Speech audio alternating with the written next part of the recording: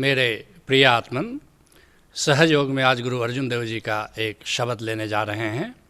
गुरु अर्जुन देव जी का जन्म 1563 ईस्वी में हुआ और 1606 ईस्वी तक उन्होंने अध्यात्म के जगत में बहुत ही महान अनुदान किया, बहुत ही बड़ा त्याग, बहुत ही बड़ा बलिदान।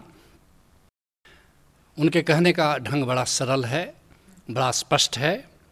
कहते हैं, उठत सुखिया बैठत सुखिया। ज़िंदगी जीने की दो शैली हो सकती है, या तो हम शिकायत से भरी हुई ज़िंदगी को जिएं, या फिर अहोभाव से भरी हुई ज़िंदगी को जिएं, धन्यवाद में जिएं, थैंकफुलनेस में जिएं, जिसके लिए रज्जब साहब कहते हैं, सब विधि सुखी राम ज्यों राखे। एक जीवन की ये शैली हो सकती है कि जैसे भी राम रखे हम उसमें राजी हैं, उसके हुक्म से सब कुछ चल रहा है, जो भी होता है उसकी मर्ज़ी से होता है, फिर हमें शिकायत क्यों, हमें दुख क्यों, हमें चिंता क्यों। सब विधि सुखी राम ज्यों राखे, यह रस रीति सुहाती। ये संतों की बात है। संतों को ये भाता है कि हम अपनी तरफ से कोई कामना न करेंगे, अपनी तरफ से कोई अपेक्षा न करेंगे। जो हो रहा है बस राम की मर्ज़ी से, राम के हस्ताक्षर से हो रहा है, तो हम उससे राजी हैं। जन रज्जब धन ध्यान तिहारो, बेर बेर बलि जाती। कहते हैं रज्जब साहब कि हे गोविंद, तेरा ध्यान करने का बड़ा मज़ा है। जब भी हम तुम्हारा ध्यान करते हैं आनंद ही आनंद, मस्ती ही मस्ती आ जाती है। जन रज्जब धन ध्यान तिहारो, तुम्हारा ध्यान करने से हम धन्य हो जाते हैं। बेर बेर बलि जाती, इसलिए बार बार हम तुम पर बलिहारी जाते हैं। इसको एक नए अंदाज में सुनो।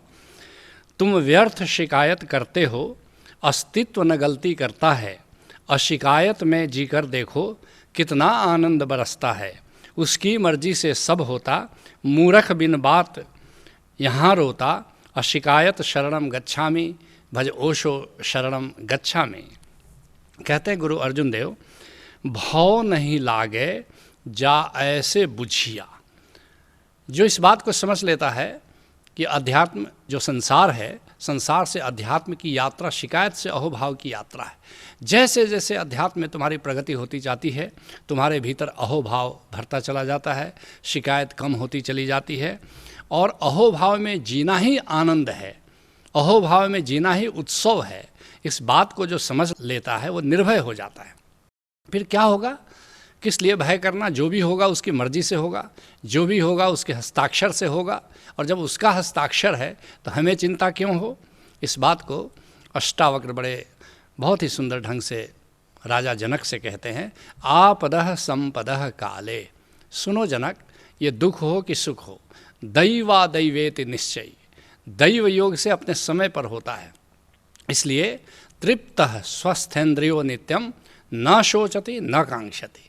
इसलिए अपने भीतर में तृप्त रहता हूँ, स्वस्थ रहता हूँ, न शोक करता हूँ न कामना करता हूँ। कहते हैं इसी बात को कबीर साहब बहुत ही प्यारे ढंग से कि हमरा भरम गया भव भागा, जब राम नाम चित लागा। जब राम नाम से तुम्हारी प्रीति जुड़ जाती है, जब राम के ध्यान में तुम जीना शुरू करते हो, जब राम के सुमिरन में जीना शुरू करते हो, तो हमरा भरम गया, फिर सारे भ्रम तुम्हारे विदा हो जाते हैं, फिर सारे भय तुम्हारे विदा हो जाते हैं। कहते हैं गुरु अर्जुन देव जी, राखा एक हमारा स्वामी। बस एक गोविंद ही हमारा राखनहार है, एक गोविंद ही हमारा पालनहार है। वही हमारी देख रेख करता है, वही हमारा लालन पालन करता है।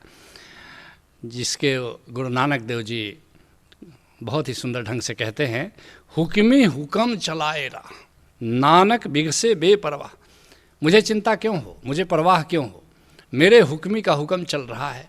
एक परम नियम से सब कुछ चलता है, और उस परम नियम का संचालक जब हमारा प्रियतम गोविंद ही है, हमारा माता पिता गोविंद ही उस परम नियम का संचालन करता है, जिससे ये सारी दुनिया चलती है, तो फिर हम क्यों फिक्र लें अलग से। नानक बिगसे बेपरवाह, और बेपरवाह बिना किसी चिंता के हम विचरण करते हैं इस धरती पर। भारत के प्रथम राष्ट्रपति डॉक्टर राजेंद्र प्रसाद के विषय में कहा जाता है कि उनके तकिए के नीचे एक बड़ा प्यारा गीत लिखा रहता था, और जब भी वो उठते थे कागज़ का एक टुकड़ा निकालते थे जिस पर ये गीत अंकित होता था, और इस गीत को गुनगुनाते थे, और फिर दिन की दिनचर्या शुरू करते थे। ऐसे ही रात जब सोने जाते थे तो इस गीत को गुनगुना करके फिर सोने जाते थे। और वो बड़ा प्यारा गीत है, अहोभाव की बड़ी सुंदर अभिव्यक्ति इस गीत में हुई है कि जाही विधि राखे राम ताही विधि रहिए, सीताराम सीताराम सीताराम कहिए। एक आशा राम जी से दूजी आशा छोड़ दे, एक नाता राम जी से दूजा नाता तोड़ दे, धन्यवाद निर्विवाद राम राम कहिए, जाही विधि राखे राम ताही विधि रहिए।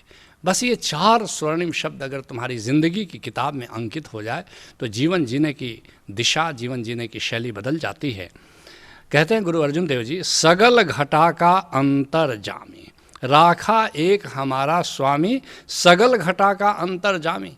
और वह जो गोविंद है, जो हुक्म चला रहा है, जो सारी दुनिया को चला रहा है, वो कहीं दूर नहीं है तुमसे, वो हर घट में बैठा हुआ है, वो तुम्हारे भीतर ही बैठा हुआ है। सगल घटा का अंतर्यामी, तुम्हारे भीतर ही वो विद्यमान है, जिसके लिए संत नामदेव कहते हैं, अस्थावर जंगम कीट पतंगम घट घट राम समाना रे।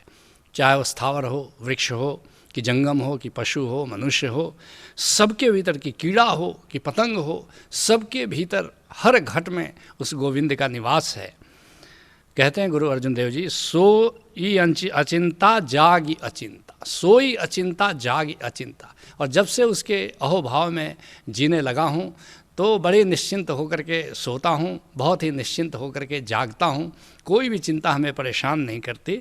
जिसके लिए गुरु नानक देव जी कहते हैं, अगम अगोचर अलख हमारा, चिंता करहु हमारी। मैं चिंता क्यों करूं? वह जो गोविंद है, जो अलख है, अगोचर है, जो अगम है, वो हमारी चिंता करता है, मैं अपनी चिंता क्यों लूं? कहते हैं गुरु अर्जुन देव जी, जहाँ कहाँ प्रभु तू वरतंता, क्योंकि सर्वत्र तो प्रभु ही है, यहाँ भी वही है, वहाँ भी वही है, जहाँ जाता हूँ वहीं प्रभु है, जहाँ बैठता हूँ वहीं प्रभु है, तो फिर अलग से मुझे चिंता लेने की क्या ज़रूरत है? जिसके लिए गुरु नानक देव जी कहते हैं, जल थल महियल भरपुर लीना, घट घट ज्योति तुम्हारी। हे गोविंद, सर्वत्र मैं तुम्हें विद्यमान देखता हूँ, जल में, थल में, और सभी घटों में तुम्हारी ज्योत मुझे दिखाई देती है, तुम्हारा नूर मुझे दिखाई देता है। कहते हैं गुरु अर्जुन देव जी, घर सुख बसया बाहर सुख पाया। और एक बात को ठीक से जान लो, भीतर अगर तुम आनंदित हो तभी तुम बाहर भी खुश महसूस कर सकते हो। अगर तुम्हारे चित्त की दशा ठीक नहीं है तो बाहर कितने भी सुख सुविधाएं तुम्हें जुटा दी जाएं, तुम्हें आनंद नहीं होगा। ये सूत्र है, ये राज है आनंदित रहने का। भीतर आनंदित हो जाओ, फिर जो कुछ भी, जैसा भी भोजन आता है तुम्हें अच्छा लगने लगता है, जो भी परिस्थिति तुम्हारे सामने आती है तुम उसी में खुश हो जाते हो। इसको एक नए अंदाज में सुनो, सब एक साल में एक बार होली का पर्व मनाते हैं, योगी सालों भर मस्ती का गुलाल अबीर उड़ाते हैं, सांसों का लेकर एक तारा, मस्ती का गीत सुना प्यारा, आनंदम शरणम गच्छामि भज ओशो शरणम गच्छामि। कहते हैं गुरु अर्जुन देव जी, कह नानक गुरु मंत्र दृढ़ाइया। लेकिन कैसे होगा ये, कैसे भीतर आनंद होगा? क्या मंत्र है जो गुरु देता है? शिव सूत्र में भगवान शिव कहते हैं कि अनाहत ही सन्यासी का मंत्र है। बाकी जो शब्दों के मंत्र तुम्हें दिए जाते हैं वो असली मंत्र की भूमिका है, वो असली मंत्र के लिए तुम्हें तैयार करते हैं। असली मंत्र तो ओंकार है, असली मंत्र तो एक ओंकार सत्यनाम है। उस मंत्र को अगर जान लो तो सब कुछ पीछे पीछे आ जाता है, आनंद आ जाता है, खुशियाँ आ जाती हैं, अहोभाव आ जाता है। और ओंकार को अगर तुमने नहीं जाना तो कुछ भी नहीं जाना। ओंकार को अगर तुमने जान लिया तो तुमने सब कुछ जान लिया। इसलिए अपने सद्गुरु से मिलकर, अपने सद्गुरु से जुड़कर बस उस अनाहत मंत्र को लेने की कोशिश करो, उस अनाहत मंत्र को जानने की कोशिश करो। और एक बार वो मंत्र अगर प्राप्त हो जाए तो ज़िंदगी की शैली बदल जाती है, ज़िंदगी की दिशा बदल जाती है। इसको एक नए अंदाज में सुनो, एक बोध काफ़ी है योग के लिए, एक सूत्र काफ़ी है खोज के लिए। ओंकार का एक सूत्र अंतर यात्रा के लिए काफ़ी है। भूलों की भूल भूलैया में न भूलो, है एक भूल काफ़ी अभियोग के लिए। सारी उम्र लिखते रहो विरह की गज़ल, है एक रात काफ़ी संयोग के लिए। आसमां के लाखों तारों का जिक्र क्या है, एक दीप काफ़ी आलोक के लिए। बीमार अगर खोज ले लुकमान सा हकीम, है एक दवा काफ़ी आरोग्य के लिए।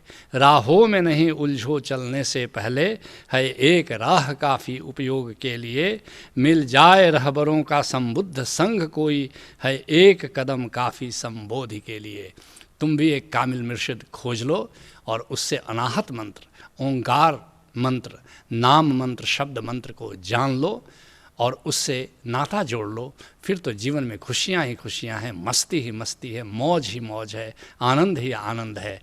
यही सहज योग है। हरि ओम तत्सत।